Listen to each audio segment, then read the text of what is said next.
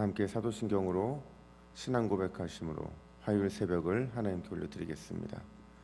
전능하사 천지를 만드신 하나님 아버지를 내가 믿사오며 그 외아들 우리 주 예수 그리스도를 믿사오니 이는 성령으로 잉태하사 동정녀 마리아에게 나시고 본디오 빌라도에게 고난을 받으사 십자가에 못 박혀 죽으시고 장사한 지 사흘 만에 죽은 자 가운데서 다시 살아나시며 하늘에 오르사 전능하신 하나님 우편에 앉아 계시다가 저리로서 산자와 죽은 자를 심판하러 오시리라. 성령을 믿사오며 거룩한 공회와 성도가 서로 교통하는 것과 죄를 사하여 주시는 것과 몸이 다시 사는 것과 영원히 사는 것을 믿사옵나이다. 아멘. 찬송가 406장입니다. 찬송가 406장. 주의 영원하신 팔 함께 하사 항상 나를 붙드시니 어느 곳에 가든지 요동하지 않음은 주의 팔을 의지함이라. 406장 함께 올려드리겠습니다. 고난 내 영혼 편히 쉴 곳과 풍랑이 일어도 안전한 포구 폭풍까지도 다스리시는 주의 영원한 팔을 의지해 주의 영원하신 팔 함께 하사 항상 나를 붙드시니 어느 곳에 가든지 요동하지 않음은 주의 팔을 의지함이라. 세상 친구들 나를 버려도 예수 늘 함께 동행함으로 주의 은혜가 충만하리니 주의 영원한 팔을 의지해 주의 영원하신 팔 함께 하사 항상 나를 붙드시니 어느 곳에 가든지 요동하지 않음은 주의 팔을 의지함이라. 나의 믿음이 연약해져도 미리 예비한 힘을 주시며 위태할 때도 안보하시는 주의 영원한 팔을 의지해 주의 영원하신 팔 함께 하사 항상 나를 붙드시니 어느 곳에 가든지 요동하지 않음은 주의 팔을 의지함이라. 능치 못한 것 주께 없으니 나의 일생을 주께 맡기면 나의 모든 짐 대신 지시는 주의 영원한 팔을 의지해 주의 영원하신 팔 함께 하사 항상 나를 붙드시니 어느 곳에 가든지 요동하지 않음은 주의 팔을 의지함이라.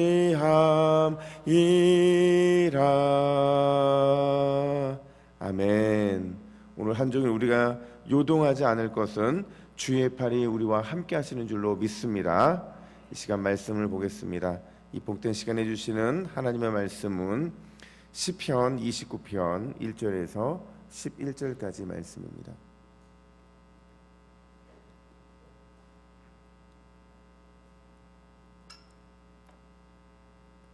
구약성경 821면에 있는 시편 29편 1절부터 11절까지 말씀, 샬롬을 누려야 할 이유라는 제목으로 오늘 말씀을 받겠습니다. 한 절씩 교독해 읽겠습니다.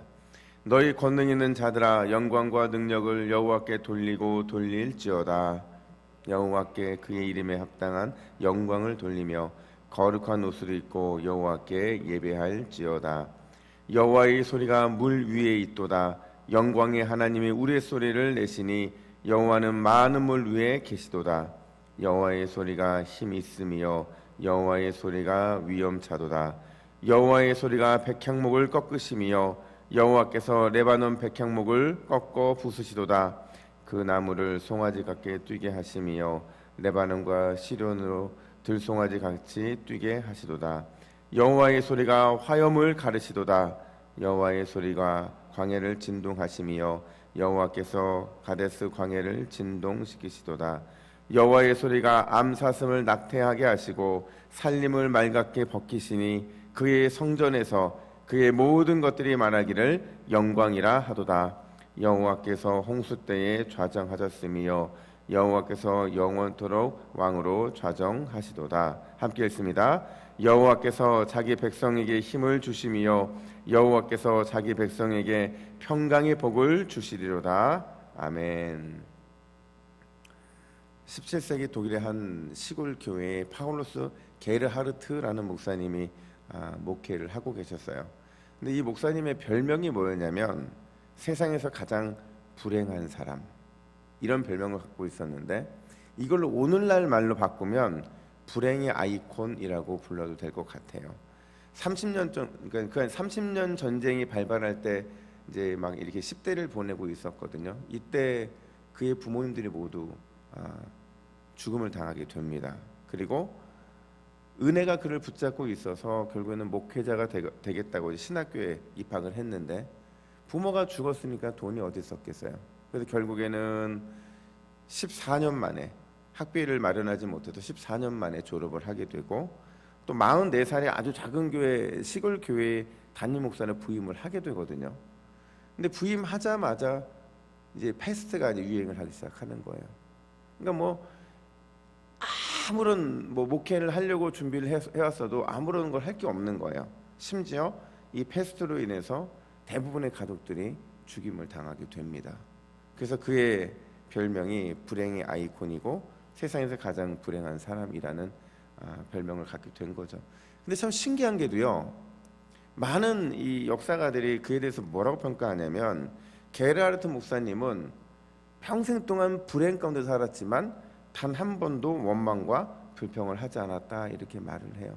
물론 사람인데 왜 불평과 원망의 마음이 없었겠어요. 하지만 그렇게 막 마음에 남아 있을 만큼, 하나님 앞에서 죄를 지을 만큼 원망과 불평을 하지 않았다, 이렇게 말하는 겁니다.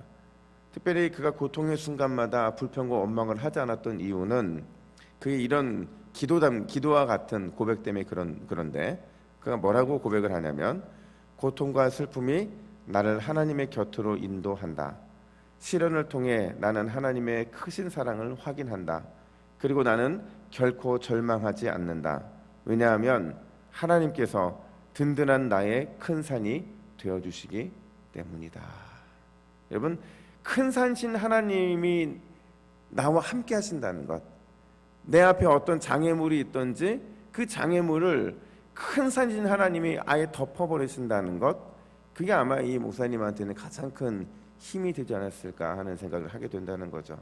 그가 이 고통의 순간마다 자기의 마음을 시로 남겼는데, 그 시가 130편의 찬송시로 이렇게 남겨져 있다고 해요. 우리 찬송가에도 3-4곡이 남아 있더라고요. 여러분, 우리는 살아가면서 세상의 위력 앞에서 위축될 때가 종종 있어요. 뭐 돈의 위력, 어떤 특별한 어떤 힘이 있는 자들의 위력, 여러 가지 위력들 앞에서 우리는 위축될 때가 많은데 또 좌절할 때도 있는데, 오늘 본문의 다윗 역시도 그의 인생에 고난이 많았다고 그랬잖아요. 그러니까 고난이 많다 보니까 그 고난 속에서 세상의 위력 앞에 언제나 다윗도 역시 주눅 들고 위축된 삶을 살았다는 거죠.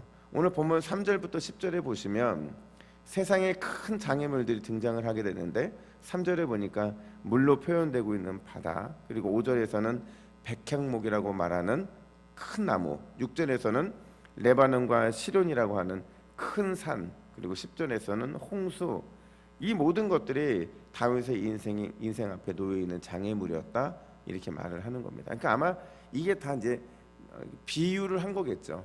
내가 만나고 있는 이 환경이 큰 산 같고 홍수와 같고 또 바다와 같고 큰 나무처럼 내 인생을 너무 힘들고 어렵게 만든다, 그 얘기를 하고 있는 거예요. 과연 다윗이 이런 인생의 장애물들을 만났을 때 과연 그는 어떻게 반응했을까? 또 여전히 인생의 장애물 앞에 서야 되고 거기서 위협을 느끼고 있는 우리가 다윗의 이런 반응을 통해 배워야 되는 신앙의 모습은 또 무엇일까?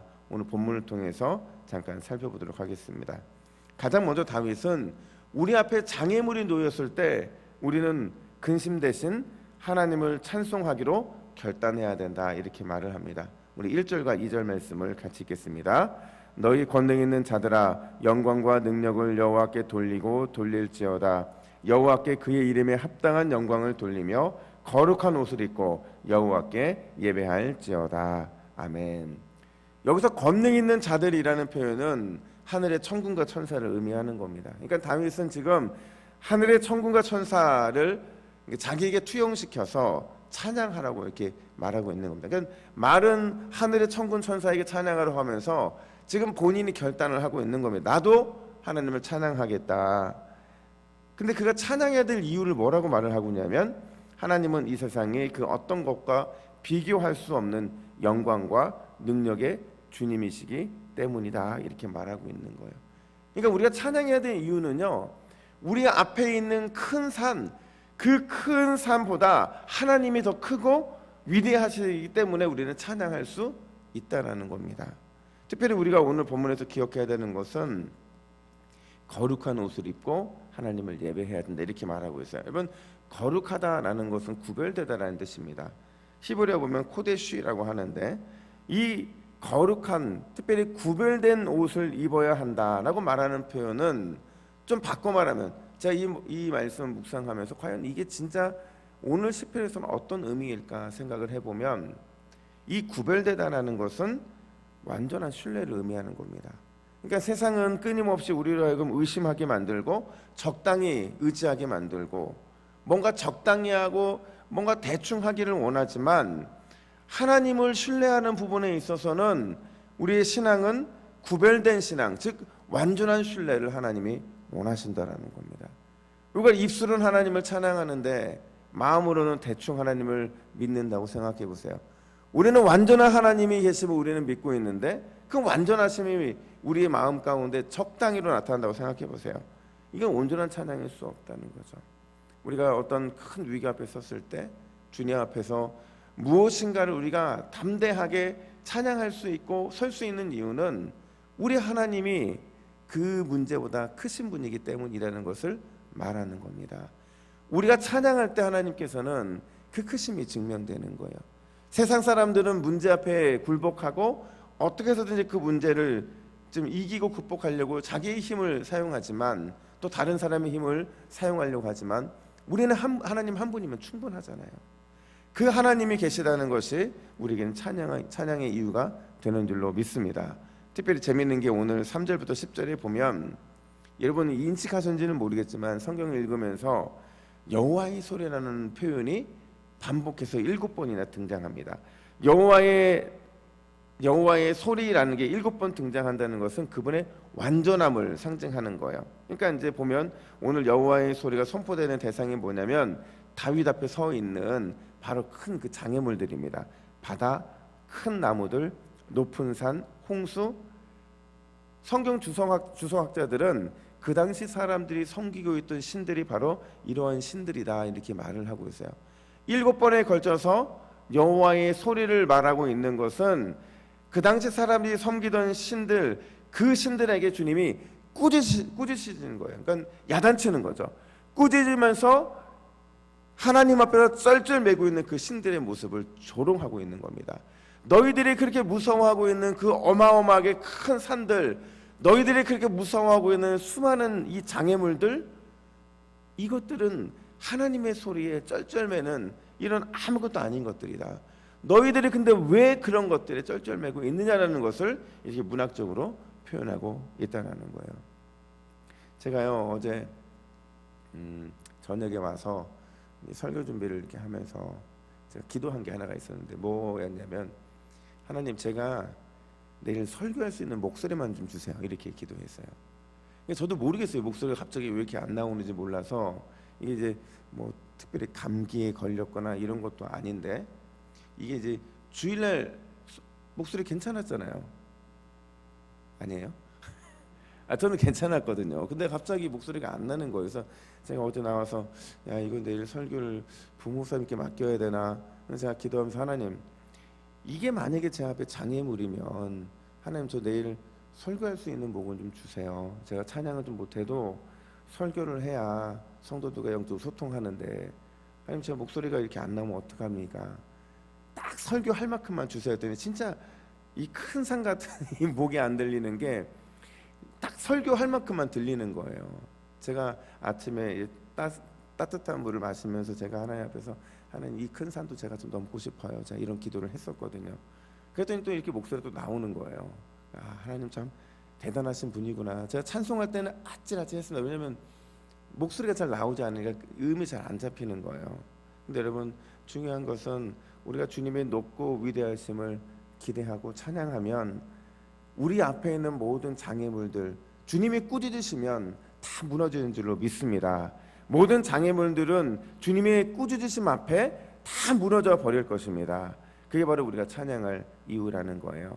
우리가 그리스도인을 살아가면서 왜 세상의 이런 어둠 때문에, 또 왜 세상의 큰 장애물 때문에 우리가 무너지고 넘어져야 합니까? 우리는 무너지고 넘어지는 자들이 아니라 주님이 주신 믿음을 가지고 그 장애물과 맞서 싸우는 자들인 줄로 믿습니다. 그리고 그 장애물들은 우리가 찬양을 할 때 무너지게 되어 있다 이렇게 말합니다. 두 번째로, 다윗은 이 하나님의 큰 소리가 주님의 백성들에게는 힘과 평강의 복이 된다 이렇게 말을 하고 있어요. 우리 11절 말씀을 같이 읽겠습니다. 시작. 여호와께서 자기 백성에게 힘을 주심이요 여호와께서 자기 백성에게 평강의 복을 주시리로다. 아멘. 여러분, 하나님의 큰 소리는 세상을 향해서는 진노의 소리예요. 하나님께서는 세상의 그 많은 신들이라고 말하고 있는 장벽들을 다 또 이렇게 진노하심으로 무너뜨리시잖아요. 하지만 하나님의 그 소리는 하나님의 백성들에게는 응원가다 이렇게 말하고 있는 겁니다. 주의 백성들에게는 힘과 평강의 복이 된다는 겁니다. 왜냐하면 하나님은 자기 백성의 편이거든요. 자기 백성이 좀 잘못해도 그 백성 편이거든요. 자기 백성이 조금 연약해도 하나님은 여전히 자기 백성의 편이거든요. 따라서 하나님을 믿고 신뢰하고 또 하나님을 찬양하는 백성들에게 하나님은 무한한 힘과 무한한 능력을 주시는 분인 줄로 믿습니다. 여러분, 구약시대 제사장들이 예배하러 온 많은 하나님의 백성들에게 마지막으로 어떻게 보냈냐면 이렇게 축복을 합니다. 민수기 6장 24절 26절을 보면, 여호와는 내게 복을 주시고 너를 지키시기를 원하며 여호와는 그의 얼굴을 내게 비추사 은혜 베푸시기를 원하며 여호와는 그 얼굴을 내게로 향하여 드사 평강 주시기를 원하노라. 아멘. 여러분, 생각해 보세요. 제사를 드리고 마지막으로 성전을 떠나는 그 모든 이스라엘 백성들에게 제사장들이 이 축복의 말씀을 할 때 그들은 어떤 느낌이겠어요? 세상으로 나아갈 때 하나님은 너의 편이다. 하나님은 너의 편이다. 걱정하지 말고 나아가라. 그래서 여러분, 우리가 축도할 때도 두 손을 들어서 여러분들을 향해서 마지막 예배 클라이막스는 축도잖아요. 그 축도를 할 때는 하나님이 목회자에게 위임된 축복의 권세를 가지고 여러분들을 대신 축복하는 거잖아요. 그 축복을 받을 때 어떤 느낌이어야 합니까? 하나님이 이번 한 주도 오늘 하루도 우리에게 큰 승리를 주실 것이다. 우리에게 넘치는 하나님의 은혜의 승리들을 주실 것이다. 걱정하지 말아라. 바로 이 사인을 보내는 거잖아요. 여러분, 이 축복은 단순히 이스라엘 백성들만을 위한 축복이 아니라 저와 여러분들을 위한 동일한 축복인 줄로 믿습니다. 최영덕 간사님, 제가 이분을 한번 뵙고 참 어떻게 이렇게 신실하게 살아갈까 이런 생각들을 하게 되는데, 그분의 찬양 중에 이런 찬양이 있어요. 넘지 못한 산이 있거든 주님께 맡기세요. 넘지 못할 파도 있거든 주님께 맡기세요. 우리가 가야 할 길은 멀고도 험하여 허덕이며 가야 하는 우리 인생인데, 이럴 때 우린 누굴 의지하나요? 주님밖에 없어요. 나는 그 길 갈 수 없지만 주님이 대신 가요. 여러분, 주님밖에 없어요. 주님이 대신 가요. 이 고백이 오늘 하루 종일 저와 여러분들을 믿음의 승리로 이끄는 은혜의 고백이 되기를 예수님의 이름으로 축복합니다. 함께 기도하겠습니다. 하나님 아버지, 우리 인생에 어떠한 위기와 또 어떠한 방해물들이 놓여있다 할지라도 하나님, 그 장벽 앞에서 우리가 주님을 찬양하기로 결단하고 나아갈 때에 우리의 찬양이 주님께 기쁨이 되며 우리가 그 장벽을 넘어서게 되는 하나님, 그 귀한 원동력이 되는 줄로 믿습니다.